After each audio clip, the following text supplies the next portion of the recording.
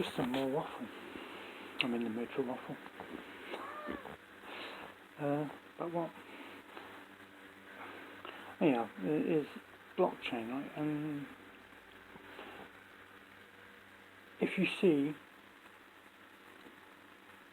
blockchain, how to recognise a blockchain website address from one that isn't a blockchain website address. And they're both GTLD extensions. If you see a .x, a .wallet, a .bitcoin, a .crypto, a .888, a .zil, ZIL, a .dao, DAO, these are blockchain. These are blockchain and a .blockchain. You can have a .blockchain now. So you could have food.blockchain. I don't know if it's available, I'm just waffling. And you could put every food purchase on a blockchain. Do one. This is well, you can put every financial transaction on a blockchain, just one blockchain, that's it. But that bypasses the need for every country. See, this is it. It's just me waffling right here. People think I've probably lost it right here. But I'm a big fan of car life. Realising there isn't as many bills as you think there is. Just that people want to live in big houses. When if you live in a Toyota Prius, which is about a 20th of the size of a house, 15th of the size of a house, there's no need, is there, to have a house, is there? And then we could almost go back to a society where it's just living in vans, no houses. There's no need for houses. The only reason you're going to put this is waffling a bit. Yeah, but going back to blockchain domains. Blockchain domains are bank accounts. Right? Because you wouldn't put your bank account on a domain name that you had to keep renewing every year, because as soon as someone actually increased the price of the yearly renewal, it could price you out of actually owning the website address, and if your bank account was linked to that, you wouldn't be able to. It would block your bank account effectively. Right?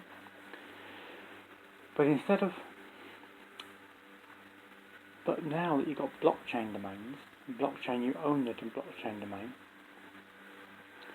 you pay more for it, but you're paying, once you buy it, you own it completely. It's in the blockchain. Which is a problem that Microsoft realised recently.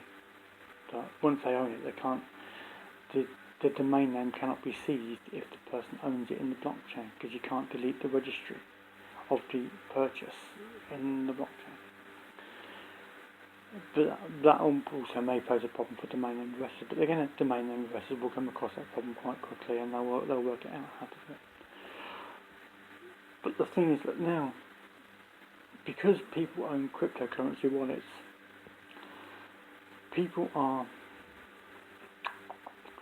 they're redirecting a blockchain domain which they own outright to they redirect, so you can click on, pick any first name you like, .crypto, and that could be your bank account. Yeah? It's no different to a PayPal. People can pay a person via PayPal. All they do is they go onto PayPal and they put a person's bank details in, and they can pay that person via PayPal. Yeah? But the blockchain domain, all you need to do is type in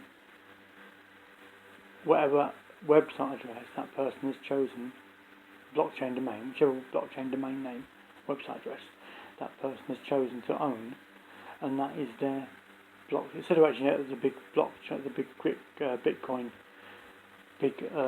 long address, Bitcoin address, the blockchain domain is almost like the digital version of PayPal, the domain name version of PayPal. And it's the same as in domain names. People can't remember 11-digit phone numbers. They can't remember 20, 30-digit numbers, like of characters or whatever.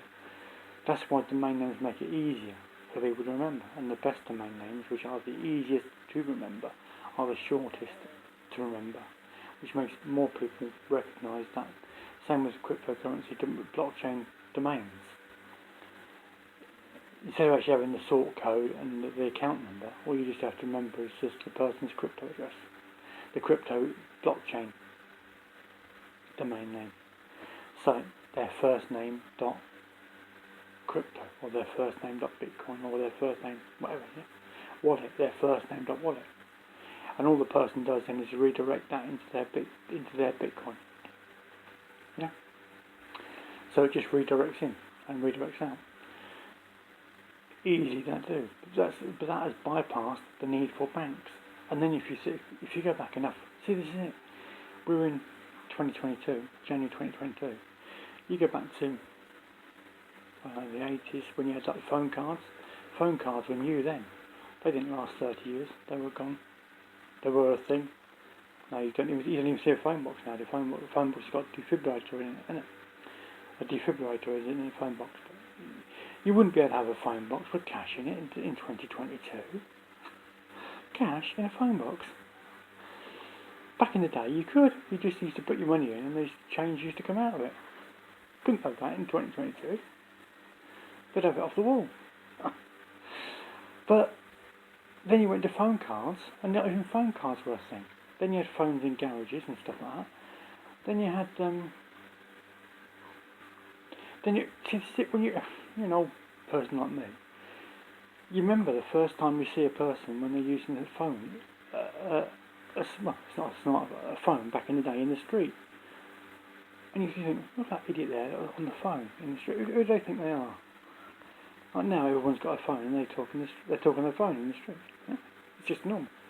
But it wasn't back then. It's just changed. Back then, people had desktop PC. No one needs a desktop PC in 2020.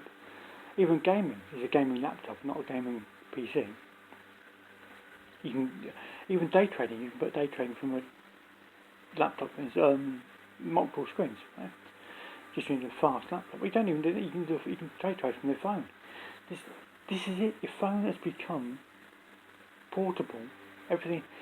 Your phone has bypassed the need for a lot of things. And once people realise, people watch YouTube all day long. And when you see YouTubers living in cars, more people are going to live in cars. That's just as simple as it is. Because you either pay rent or you live in a car. And you don't pay rent. And then that reduces rent arrears. Then you think about living in rented accommodation. Every shared house has internal cameras in your bedroom. When you rent your room in a shared house, there is hidden cameras where tenants within the same house can actually watch you in your room via a bypassed Wi-Fi connection and Wi-Fi cameras. And then so there is hidden microphones in your room, and there is hidden cameras in your rented room that you're going to pay £600 a week for, £600 a month for, in the UK. Right? And then when you realise that, why would you actually want to pay £600 and live in a room that is being monitored and you're actually on camera all the time? So basically, if you want to get a bit intimate with a significant other, that's being recorded, right? And then nothing you can do to stop it. Right? That's rented rooms at the moment in shared accommodation. Every rented house, every shared house, every rented room in a shared house, every shared house there is a group of hunters. Hunters that hunt people. And they can monitor a person's activity, everything that person does. That person's only got to move, and it triggers something on their phone. That's in every rented room, which will cause a rental collapse because people don't want it, and they just buy a van and live in a van, live in a car. And then you've got, by 2030, the UK is meant to be electric only. Right? So what you can do, because at that point we're going to be, if we get to that point, we're going to accelerate to being electric only vehicles faster than, because there'll be no one to buy. At the moment you can buy a new car because someone else will buy a used car. But if you go to electric vans, that's it. People will be living in electric vans that were Amazon vans. So we'll have electric technology.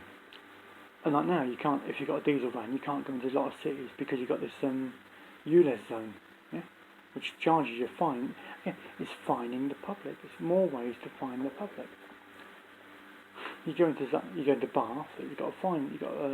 You'll be fined if you go in a van. It's not over. I think you need to have about a 2017.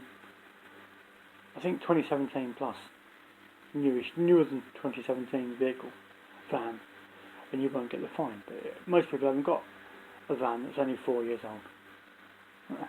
Most people have got a van 10 years old, 15 years old, whatever it is. Yeah? Which means every time they go into a city with a ULEZ zone, they get fined.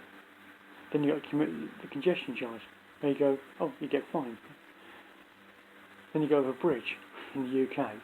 There's usually got a toll on it, but you've got to pay, a fine. Yeah. You can see, basically, if you live in the UK, they help themselves, and then they help themselves with some more fines, yeah? You do 34 miles an hour and 30 miles an hour, that's an excuse to, be fined, yeah? UK is being fined into non-existence. The public are being fined that much, and having that much taken off them.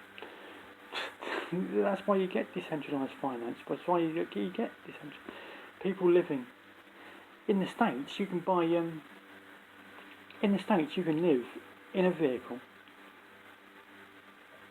on public land for 2 weeks at a time, 14 days.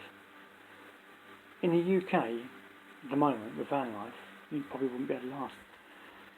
You'd have to pay a campsite. To live 2 or 3 days in the same place, people would look weirdo living in the car. Same place. In the States, they don't mind. In the States, because they've got that much land. I watched a video in the States, and they're selling land in the States. You can buy 160 acres of land in the States for about £80,000. Yeah. 160 acres. Well, you probably have to pay about 20-30 grand for an acre in the UK, I suppose, for 1 acre. But land, and then you get van life, where it's going to be, they're going to have to buy a land so they can sit the camper van on it. When, we had a pandemic 2 years ago, for 2 years. Where did van life go for 2 years? You've got to then find places and keep getting moved on and whatever. So you're going to have to buy an acre of land. There's not enough land to go around in the UK. We're into unprecedented situations. Again, back in the day, it was like you need to get good grades, to get a university, to put yourself so much in debt. Then you need to get a big, expensive salaried job to be able to pay off the university debt. Then you start buying big houses, then you buy more houses. Now the UK is full of landlords, absolutely full of landlords, because basically, and you're getting 6 tenants in a 3-bedroom house, right? And it's the standard, it's the norm. Yeah? Doesn't matter what it's town or city, it's the standard. Any 3-bedroom house, that's 6 tenants, right there. So that's 3 grand. All the landlords are getting their houses paid for by tenants. Tenants can't afford to buy a house, but the 6 of them together can afford to pay a landlord, and the landlord buys the house. Yeah?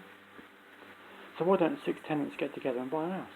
Why don't tenants get together and buy a house if they need a house? Why aren't vans sold as homes? Not camper vans, but buy a van and you get a joiner, carpenter, will fit it out for you, electrician. But again, this is it. We're moving that fast. Van life only 5 years ago. 5 years ago. Was it 5 years ago? When I was actually living in a car. 2018. These solar powered banks, they weren't really about much. They've been even about 5 years.